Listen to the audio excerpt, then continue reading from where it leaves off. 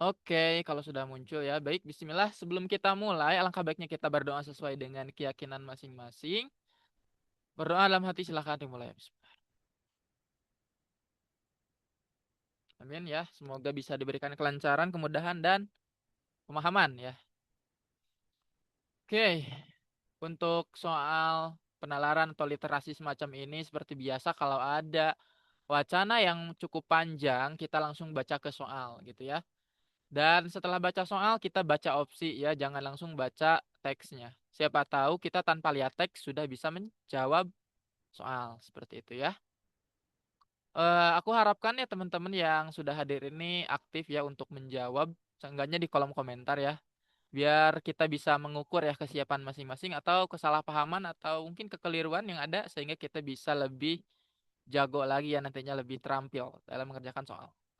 Oke, nomor satu. Berikut ini kata yang memiliki kesamaan makna dengan kata karitatif pada kalimat 9 adalah bla bla bla kecuali berarti kan ditanyanya ininya ya, pengecualiannya ya. Hati-hati, jangan sampai keliru ya. Ini ada kata kecuali.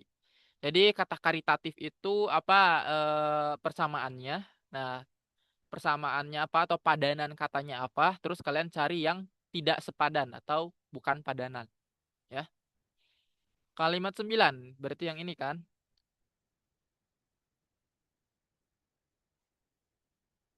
Penanggulangan kemiskinan struktural tidak dapat dilakukan dengan kebijakan sementara yang hanya bersifat karitatif. Nah, seperti itu ya. In case kalau ada yang udah menjawab soal ini boleh ya di kolom komentar atau on mic juga boleh. Oke, Gigi ya. Anauranisa terus yang lain gimana? Hilda juga. Oke, kayaknya sudah sepakat ya kan Nisa juga ya. Oke.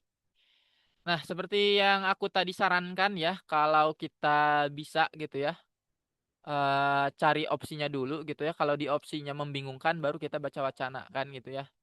Dan kalau kita bisa gitu ya, cari mana yang sepadan gitu kan. Biasanya nanti ada 4 opsi yang sepadan dan 1 opsi yang pengecualian teman-teman gitu ya. Karitatif itu teman-teman ya, kalau ada yang belum tahu itu dari kata serapan ya, dari kata charity teman-teman ya. Charity yang artinya ya sosial, amal, belas kasih ya, kasih sayang tanpa pamrih gitu ya semacam itu. Dan berarti itu kan ya kita bisa lihat yang A berbelas kasih itu masuk yaitu sepadan ataupun eh, merupakan ya arti dari karitatif. Berbudi luhur juga sama ya. Dermawan juga sama ya, dermawan itu berarti kita sering menolong atau gemar gitu ya, gemar membantu tanpa mengharap balasan gitu ya. Berbudi luhur berarti kan ya salah satu jenisnya itu adalah sikap atau sifat dermawan. Bersimpati juga sama ya. Kita memiliki rasa kasih, kita memiliki rasa peduli terhadap sesama atau orang lain. Kalau jujur ini kan jujur itu tentang kebenaran ya, bukan tentang bukan tentang kasih ya teman-teman. Jadi berbeda konteksnya dan tidak relevan sehingga karitatif itu maknanya tadi ya maknanya berbelas kasih, berbudi luhur, dermawan dan bersimpati. Kalau jujur itu bukan ya, bukan termasuk dari cakupan kata karitatif. Jadi jawabannya yang E. Nah ini bahkan kita tanpa lihat wacananya atau tanpa lihat teksnya pun kita sudah bisa menjawab gitu ya dengan tips ataupun dengan cara tersebut gitu. Kita cari mana kata-kata atau opsi-opsi yang mirip semua gitu ya. Dan pasti ada satu pengecualian karena ini ditanyanya kecuali gitu ya. Dan sebaliknya kalau misalkan ditanyanya itu padanan katanya langsung gitu ya tanpa kata kecuali, misal kita hapus kecualinya gitu ya. Nanti di opsinya pun pasti 4 opsi itu adalah opsi yang tidak sesuai. Pasti ada satu jawaban yang paling tepat gitu. Jadi si 4 opsi itu pasti ada kesamaannya ya. Pasti ada kesamaan ya. Dan menyisakan satu opsi untuk dijawab. Jadi untuk soal semacam nomor satu itu kita tidak perlu membaca teks. Tapi kalau memang kita sama sekali ngeblank gitu ya, nggak tahu ah. Pokoknya aku baru denger gitu ya kata karitatif apa, kalian baca di teks aja. Biasanya nanti setelah baca teks akan nangkep apa ya? Clue gitu ya, nangkep clue. Kira-kira ini ngomongin apa sih gitu kan? Ini lihat kalian kalau cermat kan di sini lihat ada sosial gitu ya, struktur, terus juga tentang bicara tentang penanggulangan kemiskinan, kesenjangan sosial segala macam. Jadi kebanyakan itu kita bicara sosial gitu ya, atau bicara tentang kepedulian nantinya gitu ya. Jadi bisa ditangkap clue-nya nanti dari kata-kata yang diulang-ulang oleh wacana tersebut. Clear ya sampai sini? Boleh mungkin anggukan kepala atau kasih gestur atau apa gitu ya. Aman, oke. Kita lanjut ke soal nomor berikutnya. Makna kata kesenjangan sosial pada kalimat ke-8 adalah apa? Gitu ya. Kalau sudah tahu gitu ya sebelum baca teks, ya silahkan kalian cari di opsi. Tapi kalau belum tahu, kalian baca soal gitu ya. Atau baca teks ya maksudku. Nah kita lihat kesenjangan sosial gitu ya. Kan ini ya, kondisi ini menimbulkan kesenjangan sosial yang kian melebar. Kesenjangan sosial itu adalah sesuatu yang bisa melebar, berarti bisa menyempit gitu kan. Berarti kan misalnya seperti ini ya, ada A, ada B. Nah, itu kadang A-nya jaraknya bisa deket gitu ya. Kadang jaraknya bisa jauhan gitu kan. Berarti apa gitu ya? Berarti apa? Kita lihat di opsi. Transformasi pada lembaga-lembaga, transformasi itu apa, teman-teman? Itu perubahan ya. Itu bukan pelebaran gitu ya, bukan elastisitas gitu ya. Karena transformasi ini perubahan. Perubahan itu berubah dari A jadi B, bukan A B yang tadinya pendek jadi A B menjadi jauh gitu ya. Nah, di sini kan kesenjangan itu di teksnya gitu ya, digambarkan bahwa bisa semakin melebar gitu ya. Kalau bisa melebar berarti bisa menyempit. Berarti ada jarak antara kondisi A dan kondisi B atau antara kelompok A dan kelompok B gitu ya. Kita bicara jarak, perpindahan. Perpindahan juga bicara bicara jarak ya, kita lihat. Tapi kita lihat dulu. Perpindahan status sosial atau seseorang atau kelompok dari kedudukan sosial ke kedudukan yang lain, baik naik, turun atau tetap dalam hierarki masyarakat. Nah, ini bisa jadi betul ya. Kita tandai dulu. Yang C, kondisi tidak seimbang dalam masyarakat yang menunjukkan perbedaan mencolok antar individu atau kelompok. Nah, ini juga bisa ya, bisa betul ya yang C. Karena apa? Tidak seimbang. Tidak seimbang berarti kan ada yang di atas, ada yang di bawah gitu kan. Kadang selisihnya tidak beda jauh gitu ya. Misalkan A, B, C pada dekat masing-masing gitu ya. Bisa juga seperti itu. Yang D, posisi peringkat atau kedudukan seseorang. Nah, ini kan tidak bicara tentang jaraknya ya. Ini bicara eh, posisinya ya. Posisi atau kelas gitu ya. Yang E, hubungan timbal balik yang dinamis. Nah, kalau hubungan timbal balik itu interaksi ya, bukan kesenjangan ya. Oke, kalian pilih yang mana, teman-teman? Oke, aku lihat di kolom chat. C, Kak ya. Nggak B nih, nggak B. Aku penasaran kenapa banyak yang milih C. Atau, iya, kenapa banyak yang milih C. Karena beda ya secara konotasi. Yang C dan B itu beda ya, teman-teman. Kita harus pandai juga melihat konotasi ya. Konotasi itu kayak, wah ini kalimat positif, ah ini kalimat negatif, ah ini kalimat yang netral. Nah, itu konotasi kita harus pandai menilai itu ya. Kalau yang B itu konotasinya cukup apa ya, cukup netral ya teman-teman. Perpindahan dari satu kedudukan ke kedudukan yang lain gitu ya. Baik naik atau turun gitu kan. Ini cukup netral, kering gitu ya. Tapi kalau yang C ini cukup menggambarkan negativitas gitu ya. Dan kesenjangan sosial itu memang gitu ya kondisinya merupakan kondisi yang konotasinya negatif gitu teman-teman. Gak bisa kita bicara kesenjangan sosial dalam konteks yang positif gitu ya. Jadi itu perbedaannya ya. Perbedaannya ada pada konotasi pertama.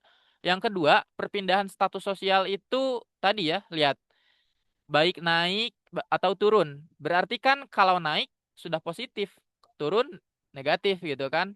Nah, sementara kesenjangan sosial itu hanya bicara tentang gitu ya, betapa jauhnya ataupun betapa apa ya namanya? betapa berbedanya gitu ya nasib ataupun kondisi kelompok sosial tertentu gitu ya. Itu kondisi kesenjangan sosial. Jadi jawabannya yang C. Kalaupun ada yang bercanda tentang kesenjangan sosial, nah itu sebutnya satir ya, teman-teman. Bukan candaan yang positif, tapi memang satir gitu ya. Membungkus ataupun mengemas gitu ya sesuatu yang ironi atau sesuatu yang menyedihkan dalam kemasan yang positif atau dalam bentuk candaan gitu. Oke, kita lihat ya. Izin Kak, kalau menurut aku yang B itu arahnya ke mobilitas. Ah, betul ya. Kalau belajar sosiologi ataupun belajar di IPS, ya betul ada istilah-istilahnya ya. Dan ini in case gitu ya. Kalau kalian nggak belajar IPS ataupun jurusannya IPA mungkin ataupun nggak belajar sosiologi atau ya in case kalian nggak benar-benar blank gitu ya, nggak punya clue gitu ya. Dari pengetahuan kalian sebelumnya, ya caranya seperti ini ya. Kalian harus menilai dari ini ya konotasinya ya seperti yang atas ini ya kata karitatif. Kalau kalian paham bahasa Inggris ya ini nggak masalah karena kalian akan langsung wah ini kayaknya dari kata charity gitu ya. Tapi kalau in case kalian nggak begitu suka bahasa Inggris atau jarang baca serapan kata, gimana coba caranya? Pasti harus lihat ini ya, pasti harus lihat teks gitu ya. Pasti harus lihat teks, harus mencari clue yang ada di dalam teks. Tidak mungkin kita langsung menebak-nebak secara liar gitu ya. Dan tadi yang mobilitas juga bagus ya. Ya berarti kalian bisa memakai ilmu kalian yang berasal dari luar topik gitu ya ke dalam topik yang ditanyakan gitu ya. Tapi nanti misalkan kalau ternyata kalian anak sosial terus kalian ada topik-topik kedokteran, apakah mungkin kalian bisa membedakan secara jelas misalkan oh yang B mobilitas, yang C tadi misalkan kesenjangan sosial segala macam kan belum tentu ya dalam konteks kedokteran karena kalian anak IPS misalkan. Seperti itu. Jadi murni gunakan kemampuan bahasa Indonesia kalian atau literasi kalian seperti itu. Itu bukan berarti aku nggak boleh agak ngebolehin kalian untuk pakai ilmu di luar yang diteskan ya, bukan. Tapi lebih kepada ini sebagai senjata kedua kalian gitu loh. Kan tadi senjata pertama kalian, oh iya aku menguasai topik ini karena sudah dibahas di jurusanku atau sudah pernah ada di mata pelajaran tertentu.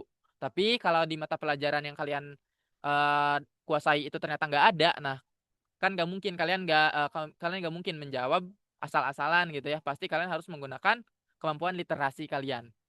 Seperti itu ya. Lanjut ke nomor 3.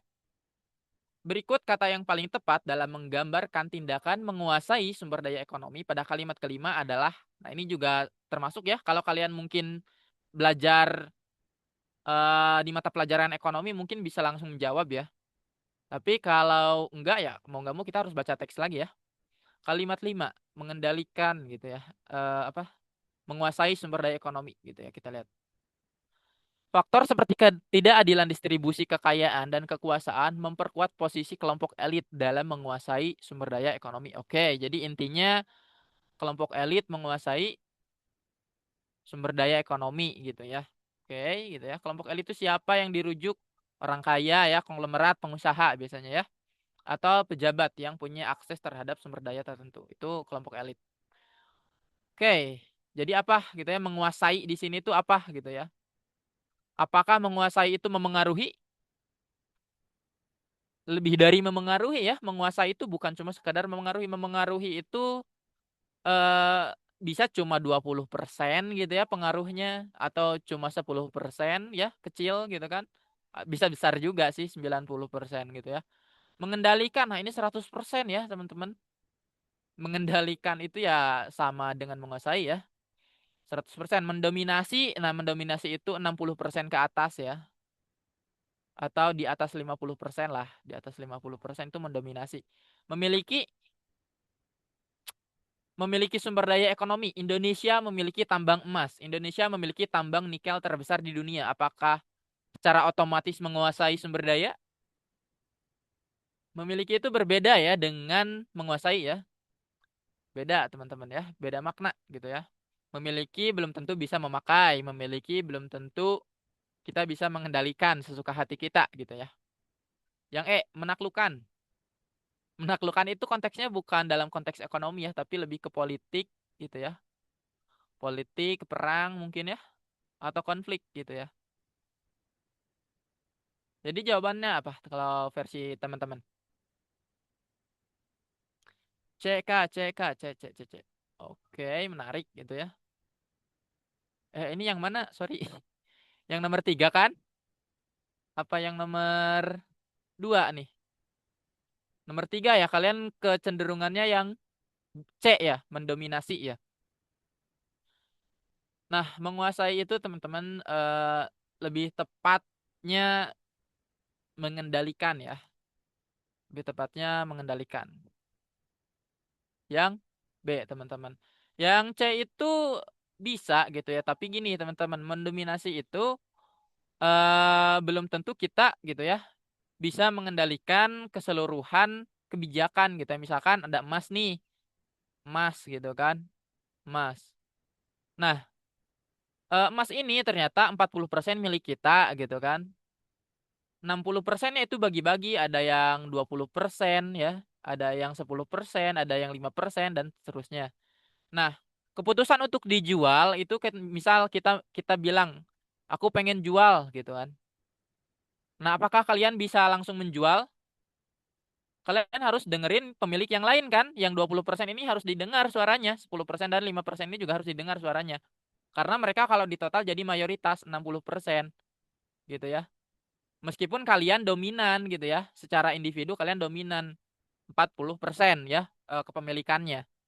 Tapi yang 60% ini kan meskipun mereka dibagi-bagi ya, kecil-kecil gitu ya, cuma 20%, 10%, 5%, 2%.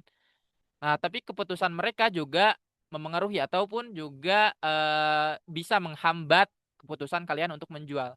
Bisa aja mereka bilang timbun gitu ya, timbun atau bisa aja mereka bilangnya olah gitu ya, jangan jual. Clear ya bedanya mendominasi dan mengendalikan?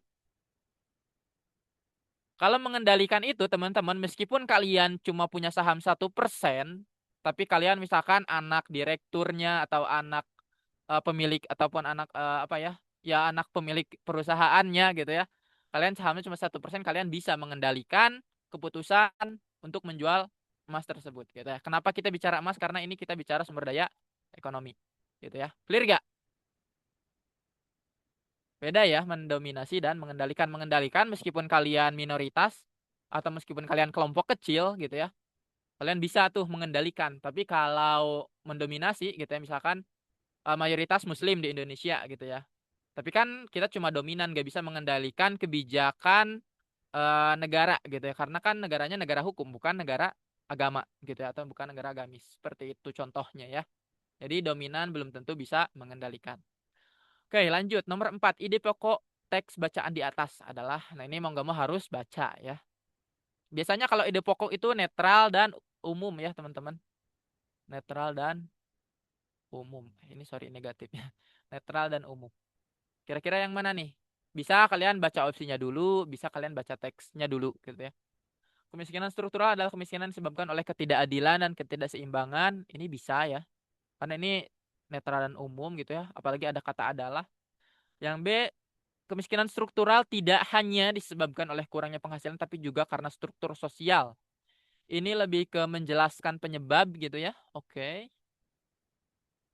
Yang C, cita-cita keadilan sosial adalah terciptanya masyarakat yang adil. Ini juga ada adalah, tapi apakah benar ini bahas tentang keadilan sosial?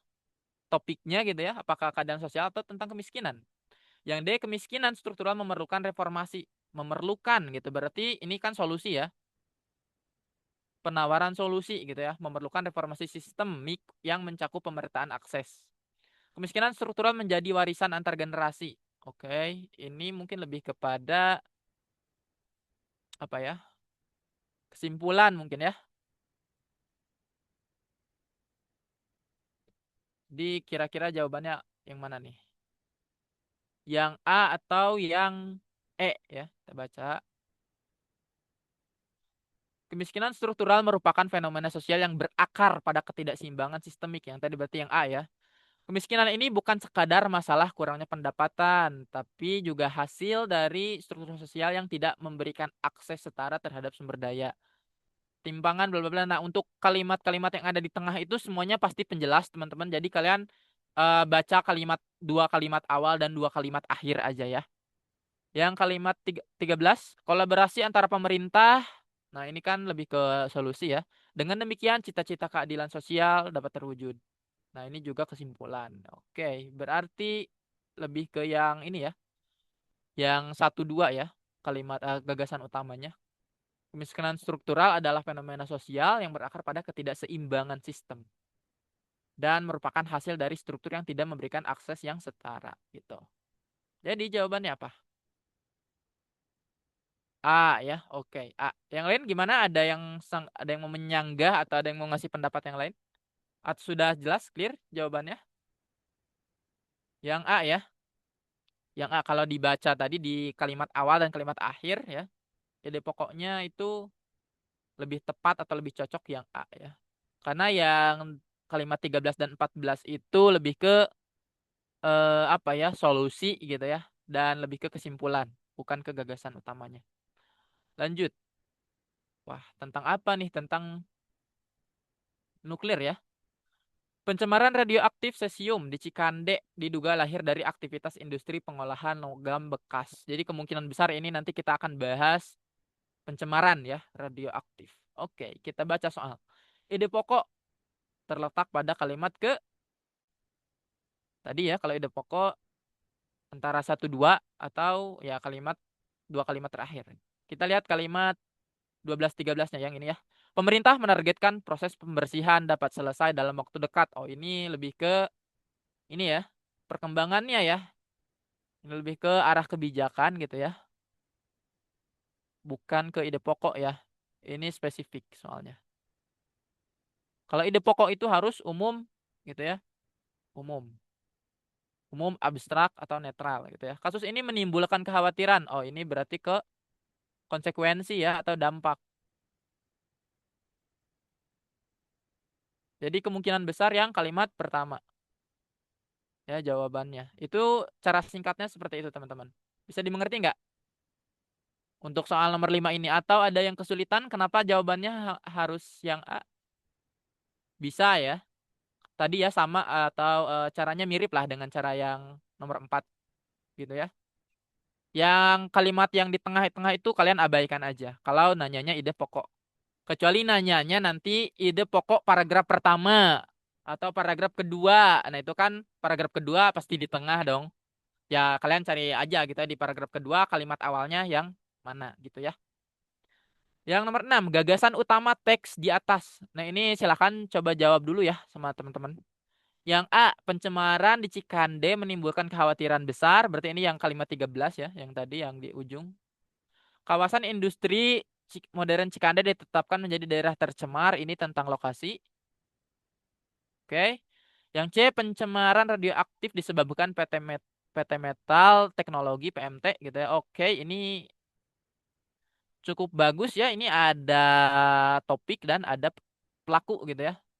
Pelakunya PT Metal dan topiknya pencemaran gitu ya. PT Metal melakukan pencemaran atau menyebabkan pencemaran. Yang D, pencemaran terjadi akibat aktivitas industri logam bekas. Wah, ini kalimat satu ya. Oke, yang E, sebanyak 20 pabrik dan sejumlah lokasi lain di kawasan industri teridentifikasi mengandung zat radionuklida. Oke, ini lebih ke tambahan ya, tambahan info gitu ya. Kita lihat gagasan utama ya. Gagasan utama itu biasanya teman-teman bicara tentang apa sih yang terjadi, siapa pelakunya gitu. Biasanya itu ya. Kalau gagasan utama. Atau kalau enggak ya bahasnya definisi gitu ya. Gagasan utama itu kalau enggak definisi ya berarti tentang siapa dan apa yang dilakukan. Kira-kira menurut kalian yang mana ya dari opsi-opsi ini? Kalau baca teks gitu ya, pencemaran di Cikande diduga lahir dari aktivitas industri pengolahan logam bekas. Pemerintah menetapkan kawasan itu sebagai lokasi kejadian. Hasil survei menunjukkan titik kawasan tersebut terkontaminasi. Sumber kontaminasi diduga berasal dari PMT. Oke. Nah, dari situ kita bisa menyimpulkan oke, gitu ya berarti gagasan utamanya ada pencemaran yang disebabkan oleh PMT di Cikande gitu ya. Jawaban kalian yang mana? C, Kak. Oke, yang lain gimana? Masih ragu atau menganalisis silahkan.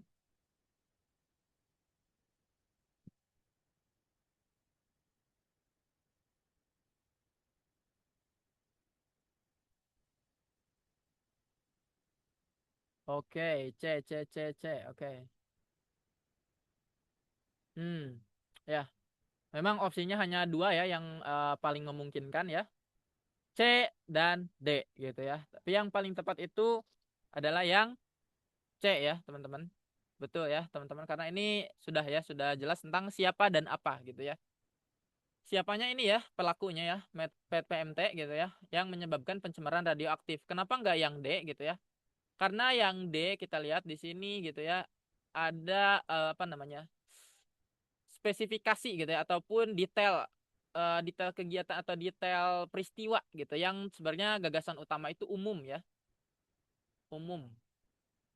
Kalau ini kan terlalu spesifik gitu ya.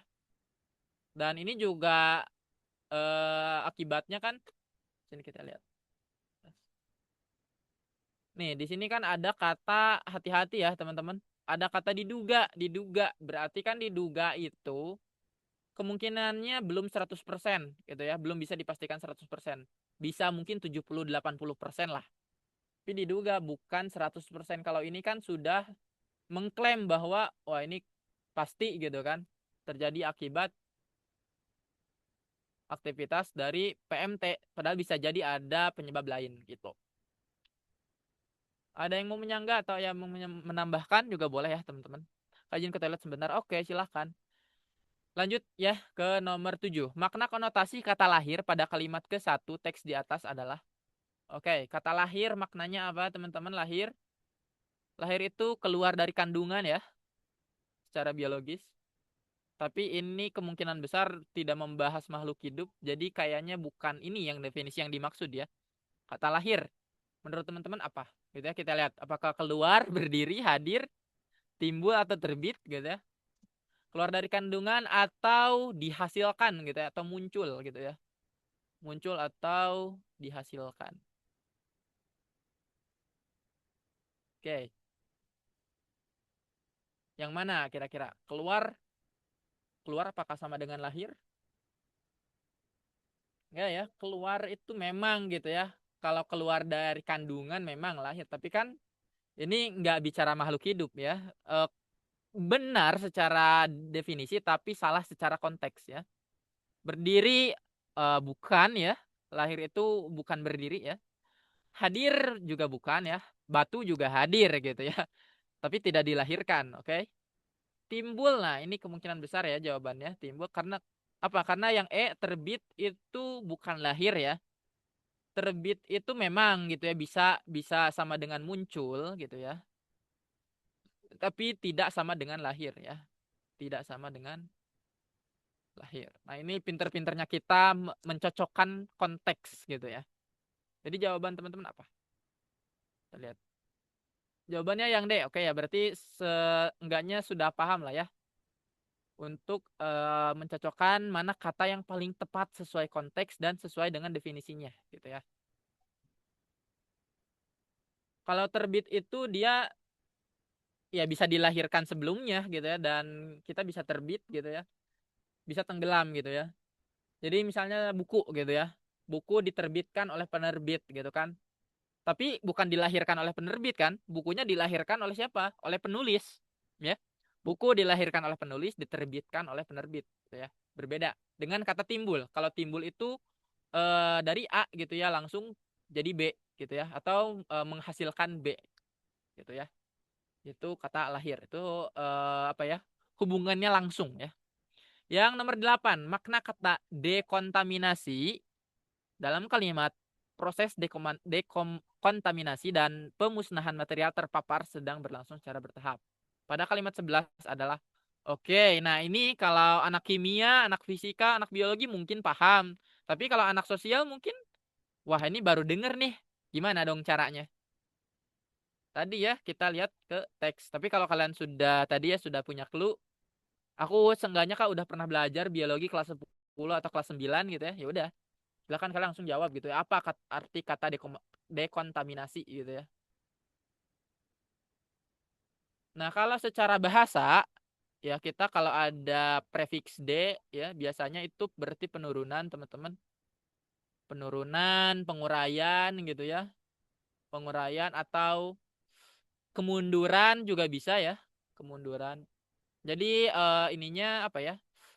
Pemakaiannya itu untuk konotasi yang cukup negatif ya kalau kata D. Kalau nggak negatif itu berarti lebih kepada ini ya, mundur gitu ya. Mundur kan belum tentu negatif ya. Kita lihat jawaban kalian. Ada clue kata pemusnahan kah dan sesuai dengan opsi satu yang mana ada kata penghilangan. Nah, ini analisis secara bahasa Indonesia ya dari sisi bahasa, dari sisi literasi. Oke, Nisa mantap ya. Nah, ini kata Nisa gitu ya, ada kata pemusnahan di sini ya. Ada pemusnahan berarti ya mana nih gitu ya, yang kira-kira sepadan atau kira-kira berkawan gitu ya dengan kata pemusnahan gitu kan. Penghilangan ya. Ini jelas gitu ya. Penghilangan, pengurangan, proses menguraikan atau memecah, proses pengurangan tekanan, pelimpahan wewenang. Nah, ini kita lihat ya. Kita lihat konteksnya juga. Kan ini bicara tentang materi ya. Bicara tentang materi. Kita lihat yang A ini kan bicara materi juga zat ya. Memecah sesuatu yang kompleks sama ya, sama tentang bicara tentang zat gitu. Tapi apakah betul dekontaminasi itu mengurai gitu ya? Yang C, proses pengurangan tekanan. Apakah bicara tentang tekanan? Enggak ya. Ini bicara tentang materi gitu ya. Bukan bicara tentang tekanan. Yang D, pelimpahan wewenang dari pemerintah. Wah, ini bicara tentang politik ya, ataupun tentang pemerintahan ya. Ini tidak sesuai konteks. Yang E, proses di mana koloni meraih kemerdekaan. Nah, ini juga bicara tentang apa? Tentang pemerintahan gitu ya, atau tentang politik. Jadi konteksnya berbeda. Berarti kan tinggal A atau B nih, gitu ya. Mana antara A dan B gitu kan? Kalau belum yakin, kalian baca di teks gitu ya. Kita lihat kalimat berapa tuh? Kalimat 11. Oke. Kita baca di kalimat sebelumnya ya. Deteksi lapangan mencatat tingkat radiasi sekian, jauh melebihi ambang batas aman bagi manusia. Sebanyak 20 pabrik dan bla bla bla teridentifikasi mengandung rejak radionukleid. Proses dekontaminasi dan pemusnahan berlangsung secara bertahap. Pemerintah menargetkan proses pembersihan. Oke, berarti kan tadi selain ada kata pemusnahan, ada kata pembersihan ya, teman-teman, untuk meminimalkan risiko. Berarti ya anggap gitu ya, anggap bahwa ya kita anggap bahwa yang ini gitu ya, jejak radionuklida ini harus benar-benar disterilkan, harus benar-benar dibersihkan gitu ya, atau dihilangkan, bukan hanya diuraikan gitu ya. Jadi pilihan yang paling tepat adalah yang A ya teman-teman. Karena apa? Kenapa harus dihilangkan seluruhnya? Karena itu berbahaya gitu ya. Kalau cuma ya diurai gitu ya, atau dipecah jadi bagian-bagian yang lebih kecil, itu masih ada risiko gitu ya. Masih ada risiko. Sementara tadi kan di redaksi teksnya itu kan pembersihan, pemusnahan, atau ya pengurangan gitu. Jadi memang konteksnya ini memang ingin seluruhnya itu sudah bisa disterilkan atau tidak berbahaya lagi bagi manusia. Gitu ya. Itu secara literasi atau secara bahasa. Tapi secara fisika gitu ya, atau secara istilah gitu ya, kayak tadi ada yang mau pakai istilah mobilitas dan segala macam, bisa ya. Yang A itu dekontaminasi ya, betul. Yang A ini dekontaminasi. Yang B itu apa? Proses mengurai atau memecah sesuatu yang kompleks. Yang belajar biologi mungkin tahu apa ini. Ini D, komposisi ya. Yang C, mengurangi tekanan. Tekanan itu apa? Bahasa Inggrisnya kompres ya. Berarti kalau dikurangi jadi D, kompresi gitu ya. Yang D, nah ini yang suka PKN atau yang suka politik, apa nih? Pelimpahan wewenang dari pemerintah ke gubernur, berarti dari pusat ke bawahan. D, sentralisasi gitu ya. Desentralisasi kayaknya dari SMP sudah sering disebut ya. Yang E, di mana koloni meraih kemerdekaan, berarti D, koloni gitu ya. Nah ini aku juga kurang ini ya. Apakah benar dekoloni doang atau dekoloni sasi gitu ya. Tapi kalau proses biasanya ada kata sasinya ya teman-teman biasanya. Begitu kalau secara istilah-istilah fisika atau istilah-istilah ilmu sosial gitu ya. Kalau kalian sudah ngerti ataupun sudah paham, Kak, aku udah ngerti kok ini definisinya apa. Ya kalian berarti tadi gak usah ribet-ribet lihat teks atau apa, kalian cari aja gitu yang sesuai dengan definisi yang kalian paham. Tapi kalau tadi misalkan eh, no clue gitu ya, nggak ngerti ini bahas apa dan baru tahu gitu ya, ini kata gitu ya, baru nemu gitu ya di ujian, silahkan kita lari ke teks gitu ya. Oke, lanjut. Nomor 9. Apa perbedaan makna kata menghasilkan pada kalimat kedua dan memberikan pada kalimat ketiga? Oke, kalimat kedua apa? Kita lihat. Oke, ini kita bicara tentang iPhone ya. Kalimat kedua, seluruh model menggunakan layar OLED dengan teknologi LTPO yang mendukung refresh rate adaptif hingga 120 Hz. Menghasilkan, ini ya, menghasilkan tampilan yang sangat mulus. Oke, berarti ini ya, kita lihat teknologi LTPO menghasilkan tampilan yang sangat mulus. Oke, berarti pertama itu. Yang kedua, memberikan gitu ya. Kata memberikan pada kalimat ketiga. Dapur pacunya ditenagai oleh chipset terbaru Apple bla bla bla yang memberikan peningkatan. Oke, yang ini ya. Jadi apa yang diberi? Peningkatan ya. Diberi peningkatan oleh siapa? Oleh si chipset gitu ya. Bedanya apa menurut kalian? Atau nggak ada bedanya? A. Keduanya bermakna menimbulkan sesuatu yang baru. B. Menghasilkan berarti menciptakan langsung. Sedangkan memberikan menyalurkan manfaat atau efek. C. Menghasilkan dan memberikan sama-sama memberikan hasil kerja. D. Menghasilkan membantu proses, sedangkan memberikan menciptakan sesuatu. E. Menghasilkan dan memberikan tidak memiliki perbedaan makna. Oke, ini mungkin cukup perlu dipikirkan ya. Perlu direnungkan dulu, silahkan.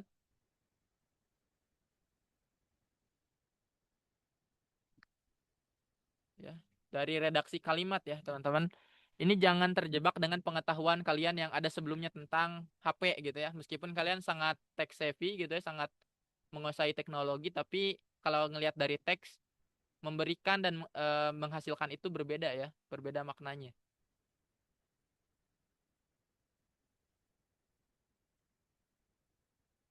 Yang pertama, teknologi LTPO menghasilkan tampilan mulus. Yang kedua, chipset terbaru memberikan peningkatan performa. Gitu ya.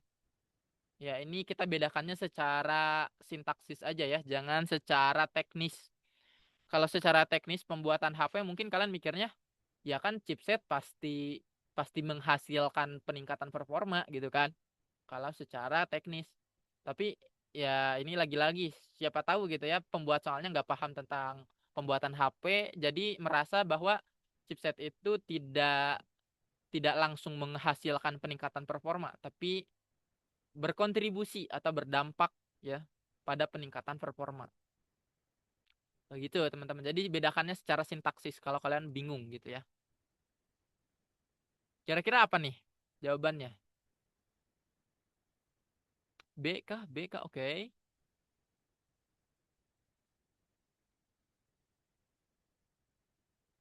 B B B B B. Oke, iya. Sip, mantap ya. Bagus, bagus. Berarti kalian sudah cukup lihai menalar ya. Jadi jawabannya betul yang B gitu ya. Meskipun rasanya ya masih kayak ini aku jawab B tuh karena intuisi aja belum bisa menjelaskan secara langsung spesifiknya gimana ya gitu ya. Gak apa-apa teman-teman nanti seiring banyaknya soal yang kalian latih nanti juga intuisinya semakin tajam dan nanti semakin jelas juga semakin clear gitu ya. Kenapa kalian bisa sampai ke jawaban tersebut gitu ya. Nah, jadi memang betul ya kalau menghasilkan itu secara definisi atau di kamus aja ya, di kamus kalian lihat di kamus itu dia menghasilkan langsung gitu ya. Jadi interaksinya ataupun dinamikanya langsung ya. Nah, ini ada kata kuncinya langsung ya, teman-teman. Sedangkan memberikan itu berarti kan ya ini benar maknanya itu menyalurkan ya. Kalaupun kita ganti gitu ya topiknya atau objeknya jadi ini deh takjil gitu ya. kita memberikan takjil kepada kaum duafa. Memberikan itu kan bisa jadi takjilnya bukan punya kita gitu ya. Tapi takjilnya itu dibuat oleh pedagang lain atau mungkin takjilnya itu diberikan orang lain kepada kita lalu kita berikan lagi. Ya, artinya itu kan menyalurkan ya, menyalurkan sesuatu yang tidak kita miliki gitu ya. Sebagai distributor kita itu berperan sebagai penyebar atau penyalur gitu kan. Itu memberikan itu tidak harus menghasilkan secara langsung. Sementara kalau kata menghasilkan itu dia memang harus langsung gitu ya. Kalau menghasilkan harus langsung. Dalam konteks ini teman-teman, nah teknologi LTPO lah yang langsung menghasilkan tampilan yang sangat mulus. Karena kalau teknologinya bukan LTPO, kemungkinan tampilannya nggak akan semulus itu gitu ya. Jadi memang langsung 100% membedakan gitu ya hasil dari teknologi tersebut gitu ya. Oh iya beda gitu kan misalkan layar OLED hasilnya seperti ini gitu ya, layar AMOLED hasilnya seperti apa. Nah, itu langsung gitu ya jelas. Sementara kalau yang chipset ini memberikan peningkatan performa. Berarti kan kalau ada kata peningkatan di sini gitu ya. Ya bisa aja peningkatannya cuma 10%, cuma 20% gitu kan. Sisanya dipengaruhi faktor lain, 80%-nya gitu ya. Faktor lain gitu ya, bukan cuma faktor chipset. Nah, aku nggak tahu juga HP itu apa aja gitu ya yang menjadi strukturnya atau rangkaiannya selain chipset dan kamera gitu ya atau dan layar. Nah, tapi yang jelas mungkin performanya dipengaruhi oleh sistem-sistem yang ini ya yang terjalin dari faktor-faktor lain tersebut gitu, teman-teman. Kak izin kita lihat. Oke. Sampai sini clear gak? Atau bingung? Jelas gak? Kalau belum jelas mungkin bisa di ini aja ya. Tanyakan aja ya. Disuarakan aja ya kebingungannya. Soal berikutnya. Makna yang menunjukkan sifat atau keadaan seseorang untuk melakukan sesuatu. Ditunjukkan oleh kata. Oke. Kita lihat ya. Sifat atau keadaan orang gitu ya. Untuk melakukan ya. Melakukan sesuatu. Untuk beraksi teman-teman. Mana? Inovasi. Inovasi juga tindakan ya. Inovasi juga tindakan bisa jadi betul. Kita tandai. Responsif. Responsif itu lebih ke tanggapan kita ya. Atau respon gitu ya. Tanggapan atau reaksi gitu ya. Bukan aksi. Beda ya. Aksi dan reaksi itu beda ya. Meskipun bentuknya sama. Tapi urutannya berbeda gitu ya. Dan ini kita bicara sifat gitu. Atau keadaan. C. Kemampuan. Nah ini kemungkinan besar betul ya. Kemampuan adalah keadaan seseorang untuk melakukan sesuatu. Nah, ini cocok ya yang C. Yang D maksimum. Maksimum itu titik puncak. Titik puncak ya, bukan keadaan ya, tapi posisinya gitu ya. Yang ketahanan itu lebih ke ini ya. Kalau ketahanan itu daya ini ya. Daya imun gitu ya atau daya tahan gitu ya. Daya tahan seseorang, bukan kemampuan atau keadaan gitu seseorang untuk melakukan aksi. Sifat atau keadaan seseorang untuk melakukan sesuatu. Apakah yang inovasi? Inovasi itu memang betul aksi, tapi spesifik aksinya harus gitu ya. Harus menghasilkan sesuatu yang baru, produk baru gitu ya. Nah, di sini gitu ya, soalnya nomor 10 sifat atau keadaan seseorang untuk melakukan sesuatu ini kan umum ya, umum gitu ya.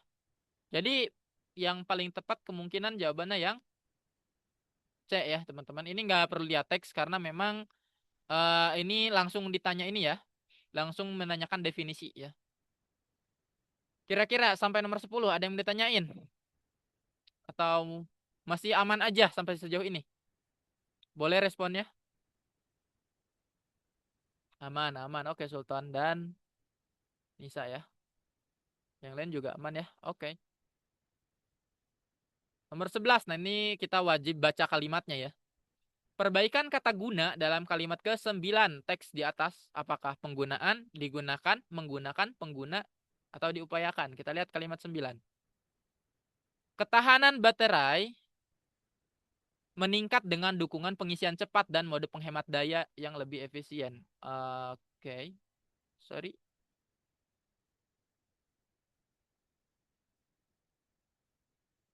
Kalimat 9 ya. Penggunaan digunakan menggunakan pengguna di kata guna, kata guna. Emang ada kata guna di sini? Kita lihat. Nggak ada ya kata guna ya.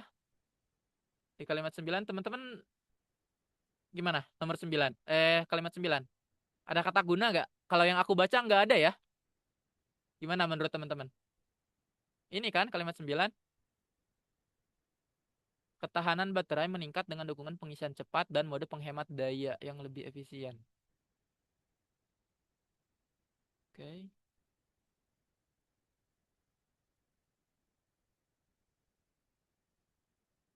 Gimana? 8. Oke, berarti ini ya typo soal ya. Wah, bahaya juga ya. Ini mungkin kurang ngopi ya. Kita lihat kalimat 8 berarti ya. Fitur Face ID dong ya. Fitur Face ID kini lebih akurat dan dapat mengenali wajah pengguna. Oh, ini maksudnya. Tapi ini bukan. Oh, ini meskipun sedang guna masker. Oh, ini ya maksudnya sedang guna masker. Oke. Sedang guna masker menurut kalian apa enaknya? Pakai kata apa? C ya. Oke, Nisa C. Yang lain? Apakah digunakan? Tadi apa pilihannya? Penggunaan digunakan menggunakan pengguna tadi upaya gunakan. Sedang guna masker katanya.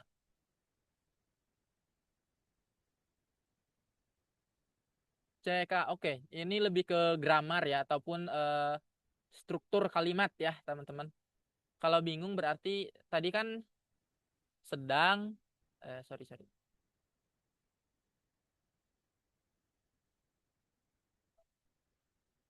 Sedang guna masker gitu ya. Siapa yang sedang guna masker? Siapa? Pengguna ya. Pengguna gitu kan. Pengguna sedang guna masker. Oke, pengguna itu siapa, teman-teman? Pengguna subjek.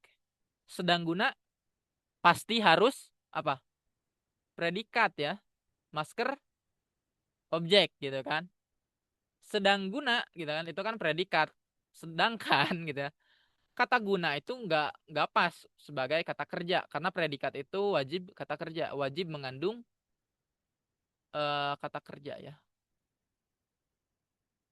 Kata guna gitu ya. Itu apa? Itu kata benda atau noun gitu ya. Sorry nih campur-campur ya. Nah, berarti kalau pengen jadi kata kerja harus diapain nih kata guna? Ditambahin afiksasi. Afiksasi itu apa? Ditambahin ini ya, imbuhan. Tambahin imbuhan. Nah, imbuhannya yang mana? Apakah yang A, yang B, yang C, D, atau yang E gitu kan? Nah, yang paling tepat itu yang C gitu ya, karena imbuhan meng dan kan gitu ya. Ini menggambarkan aksi gitu ya. Kalau digunakan, digunakan ini sama ya, aksi juga gitu ya, tapi ini pasif teman-teman. Pengguna digunakan masker. Ini kan kebalik ya, gak nyambung. Tapi gak nyambung gitu ya. Kalau awalnya gitu ya si subjeknya itu masker, masker digunakan pengguna, nah itu baru nyambung. Tapi kan yang jadi subjek di sini adalah pengguna gitu ya. Yang A penggunaan bukan kata kerja gitu ya. Penggunaan itu lebih ke kata sifat, kalau nggak kata sifat ya berarti ini lebih ke ini ya, kata benda ya. Pengguna ini dia pronoun ya ataupun kata ganti. Kata ganti kalau diupaya gunakan ini sepadan dengan dimanfaatkan ya. Pengguna dimanfaatkan masker. Nggak nyambung ya. Salah. Jadi jawabannya betul ya teman-teman yang C. Begitu. Lanjut ke soal berikutnya. Berdasarkan teks di atas, kata kebutuhan pada kalimat ke-6 mengalami perubahan makna karena oke, in case kalian nggak ngeh gitu ya dengan maksud soal, ini kan ngomong apa sih soal gitu ya? Apa maksudnya? Jadi maksud soal itu kan awalnya kata kebutuhan itu ya. Dari kata apa teman-teman kata kebutuhan?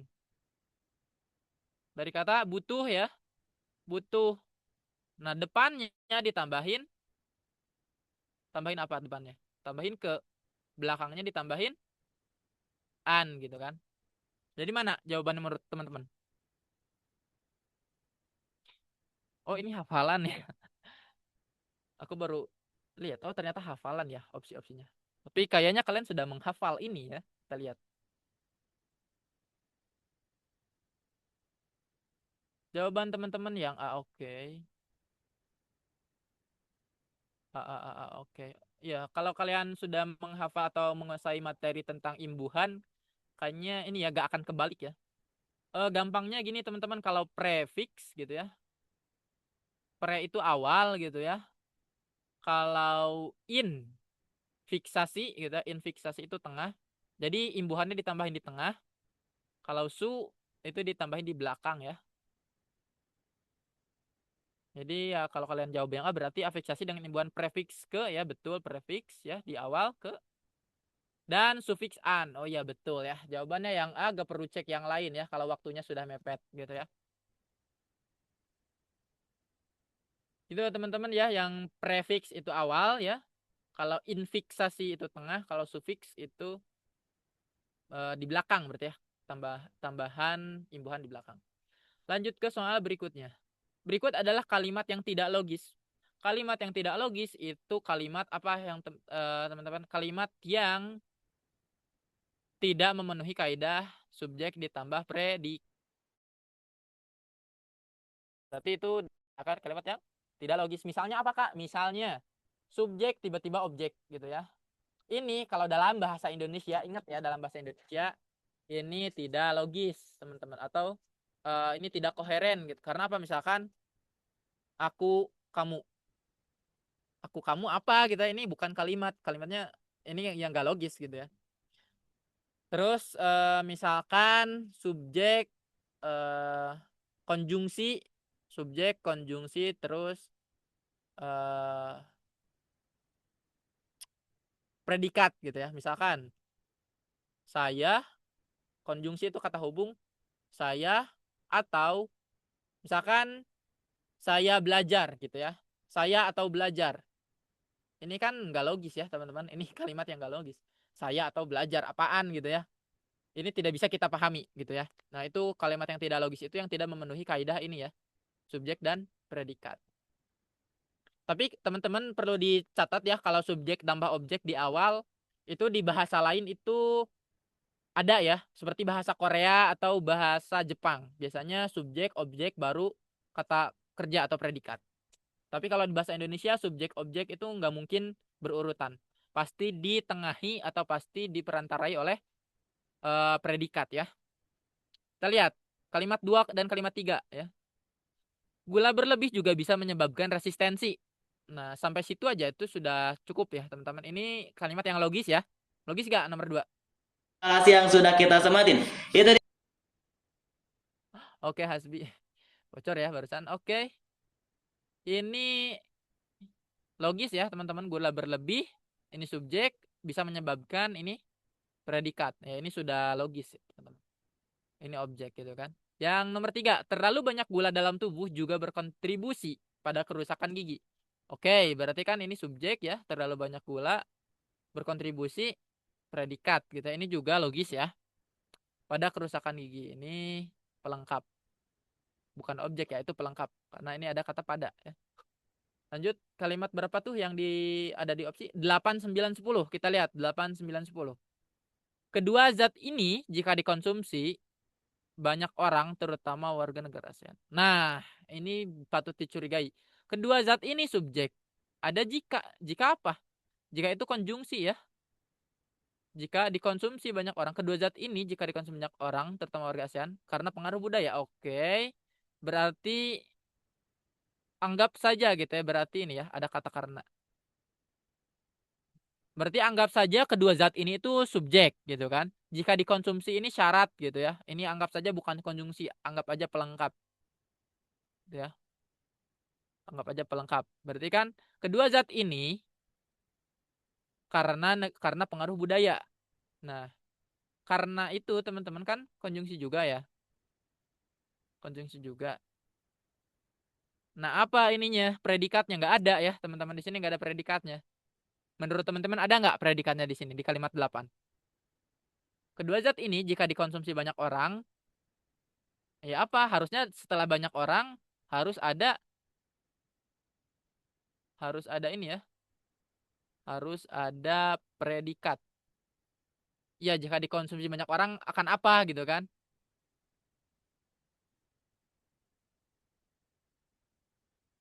Ya, betul ya. Kujang nggak ada predikatnya. Berarti kemungkinan kalimat yang tidak logis adalah kalimat nomor 8. Nomor 9, kita cek lah gitu ya.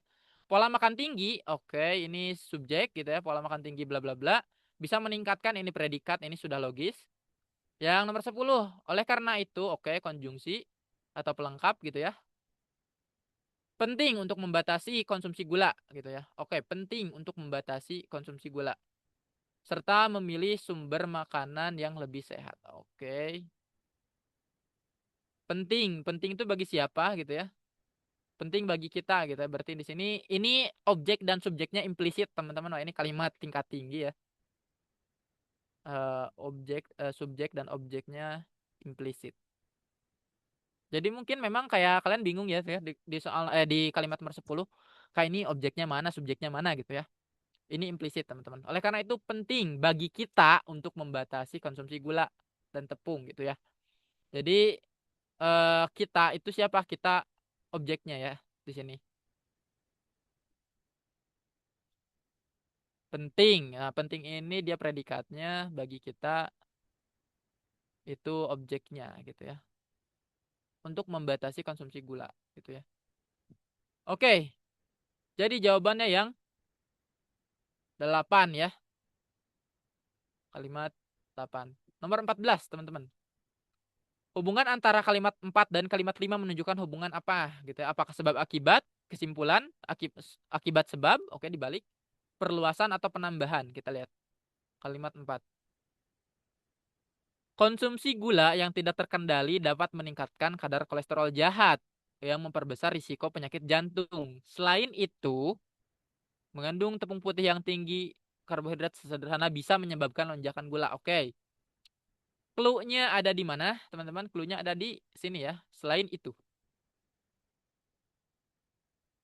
menurut kalian kalau ada kalimat A gitu ya, terus selain itu ataupun ya ditambahin ya. Kalimatnya ya tuh sudah aku bocorkan ya, clue-nya ditambahin gitu ya. Ada kalimat A ditambah selain itu kalimat B. Itu perluasan atau penambahan? Menurut teman-teman, perluasan atau penambahan? Beda ya, perluasan dan penambahan. Perluasan itu teman-teman dia menjelaskan ulang. Misal, gitu ya. Nisa anak pintar. Ini kalimat pertama ya. Nisa anak pintar. Terus ada kalimat kedua. Nah, ini ada kalimat kedua. Dia sering juara kelas. Nah, ini penambahan atau perluasan. Ayo, hati-hati jangan kejebak ya. Apa menurut teman-teman? Ya, yang contoh yang aku kasih itu. Oke, oke. Yang ini deh. Nisa anak pintar. Itu kalimat pertama. Dia sering juara kelas. Ini kalimat kedua. Ini perluasan atau penambahan? Ayo. Beda ya. Ini tanpa imbuhan ya. Ini tanpa imbuhan, tanpa konjungsi. Kalau yang penambahan itu biasanya ditandai konjungsi ya. Ditandai kata hubung. Kata hubung juga ya. Biasanya kata hubung juga. Dan gitu ya biasanya. Atau selain itu gitu ya. Kalau perluasan itu biasanya tanpa kata hubung. Biasanya tanpa kata hubung. Nah, betul ya. Yang contoh yang aku kasih, Nisa itu, Nisa anak pintar, Nisa sering juara kelas. Nah, itu perluasan. Perluasan dari kata pintar gitu ya. Apa gitu ya, bukti bahwa dia pintar, ya dia sering juara kelas. Itu perluasan makna ya, teman-teman. Jadi makna kata pintar di sini tidak ambigu lagi gitu ya. Oh, makna kata pintar yang dimaksud adalah dia sering juara kelas, begitu. Tapi kalau aku tambah kata lain ya, aku tambah kalimat lain, misalnya Nisa juga suka menari. Ini perluasan atau penambahan? Apa, teman-teman? Coba. Penambahan. Oke, Nisa sendiri yang jawab ya. Yang lain? Kan Nisa anak pintar. Titik. Nisa juga suka menari. Ini penambahan atau perluasan? Penambahan. Oke, betul ya. Jadi kalau penambahan itu bisa jadi ada informasi baru yang tidak relevan gitu ya. Tapi ya itu informasi menambah apa namanya? Menambah pengetahuan kita. Tapi kalau perluasan biasanya itu terikat dengan makna, harus benar-benar satu topik ya kalau perluasan biasanya. Oke ya. Semoga sampai situ jelas. Kalau belum jelas silahkan tanyakan. Jawabannya yang E ya. Penambahan. Lanjut ke nomor 15. Perbaikan kata mengandung pada kalimat 5 teks bacaan di atas. Oke, kalimat 5. Ini ya yang tadi. Mengandung tepung putih yang tinggi, karbohidrat sederhana, bisa menyebabkan. Oke, berarti kan itu posisinya apa? Ini posisinya apa? Subjek ya. Posisinya subjek, teman-teman. Mengandung tepung putih. Nah, ini emang ngasal ya, emang sengaja disalahkan gitu ya. Berarti kan kalau subjek itu harus apa? Harus kata benda, ya. Kita lihat. Di sini mana yang kira-kira kata benda, teman-teman? Gitu ya. Kan mengandung tepung putih, ya betul, mengandung tepung putih ya. Karena tadi panjang kan mengandung tepung putih bla bla bla, tapi kita abaikan itu, kita fokus ke tepung putihnya deh. Dan mengandungnya ya. Mengandung tepung putih. Nah, ini kan hak subjek, subjek berarti harus kata benda. Kalau enggak kata kata ganti atau pronoun gitu ya. Mengandung gak bisa karena mengandung itu kata kerja atau verba gitu ya. Gak mungkin jadi subjek. Nah, tepung putih bla bla bla, tepung putih apa tuh? Kandung tepung putih, kandungan tepung putih. Betul ya teman-teman jawabannya. Mantap ya. Oke, sudah pinter-pinter kayaknya untuk urusan struktur kalimat. BBBBB, iya betul ya. Karena subjek itu pasti kata benda begitu. Tapi Kak kenapa ya panjang-panjang Kak? Kan biasanya subjek itu satu gitu ya, satu kata. Nah, yang panjang-panjang ini kan kandungan tepung putih itu kalian bisa sebut sebagai bukan frasa perba, frasa nomina ya. Frasa nomina ini sebenarnya nggak wajib dihafal. Ini lebih ke tingkat advance, nggak akan ditanya di UTBK sih. Ya intinya frasa ya. Kalau lebih dari satu kata itu frasa sebutnya ya. Frasa kata benda ya frasa nomina. Kalau frasa perba berarti kan kata kerja tapi kata kerjanya lebih dari satu kata. Contoh, contoh. Nah ini ya, ini ada contohnya nih di soal berikutnya. Ini bisa meningkatkan. Menurut kalian juga bisa meningkatkan itu apa? Kan ini predikat ya. Predikat. Mana yang kata kerjanya?